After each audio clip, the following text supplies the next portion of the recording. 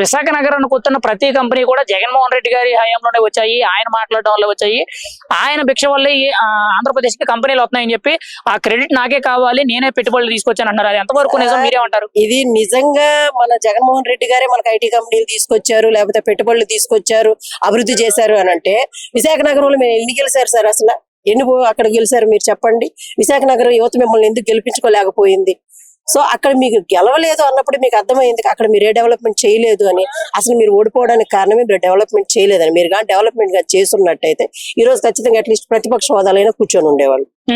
అయితే ఇప్పుడు గత 5 ఏళ్లు కూడా జగన్మోహన్ రెడ్డి గారు కోట్ల రూపాయలు పెట్టుబడులు పెట్టించి దాదాపుగా 40 లక్షల ఉద్యోగాలకు పైగా యువతకి ఇప్పించారని చెప్తున్నారు. అది ఎంతవరకు నిజం, మీరేమంటారు? గత 5 ఏళ్ల 40 లక్షల ఉద్యోగాలు అంటే వాలంటీర్ ఉద్యోగాలే కదా సార్, ఇంకా అంతేగాని ఇంకా 40 లక్షలు ఇచ్చారా, లేకపోతే అసలు పేపర్ లో అనేది మనకు అక్కడ కమిట్ అవ్వకుండా ఏదో ఉద్యోగాలు ఇచ్చుకున్నారు. వాటిలో ఉంది వాలంటీర్ ఉద్యోగాలే తప్ప రిమైనింగ్ వాళ్ళకి ఫేవర్ గా వర్క్ చేసే పార్టీ కోసం పనిచేసే ఉద్యోగాలే తప్ప గవర్నమెంట్ కోసం పనిచేసే ఉద్యోగాలు జగన్మోహన్ రెడ్డి గారు ఇచ్చినట్టు ఎక్కడా దాఖలైతే లేవు సార్.